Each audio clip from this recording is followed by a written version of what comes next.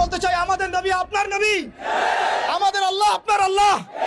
আমরা জনগণকে বলতে চাই, আমাদের আল্লাহ আপনার আল্লাহ, আমাদের নবী আপনার নবী। এটা কোনো সাম্প্রদায়িক আন্দোলন নয়, এটা কোনো সাম্প্রদায়িক আন্দোলন নয়, এটা একটা জাতীয় আন্দোলন, এটা একটা জাতীয় আন্দোলন।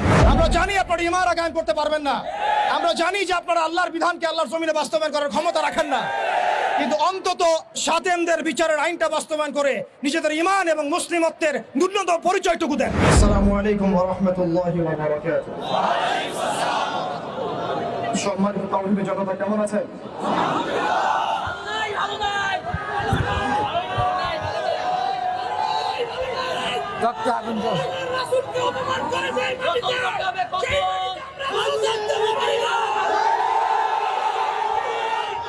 তাকবীর, তাকবীর, তাকবীর।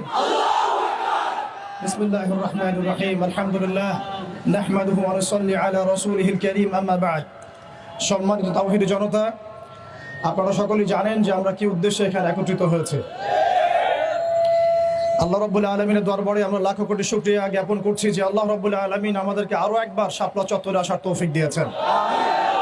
এই শাপলা বাংলাদেশকে ঈমান এবং কুফরের মেরুকরণে বিভক্ত করে ফেলেছে। এই শাপলা বাংলাদেশকে তাওহীদ এবং শিরকের মেরুকরণে বিভক্ত করে ফেলেছে। গত জুমার দিন আমরা এখানে ছিলাম, আমরা কি দাবি উত্থাপন করেছি সেটা আমাদের প্রশাসন সরকার খুব ভালো করেই জানেন, কিন্তু বিগত 7 দিনে আমরা এর বিরুদ্ধে কোনো রকম ব্যবস্থা গ্রহণ করতে দেখি নাই।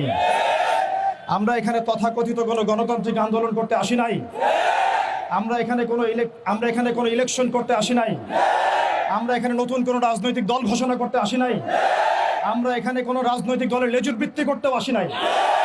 আমরা যারা এখানে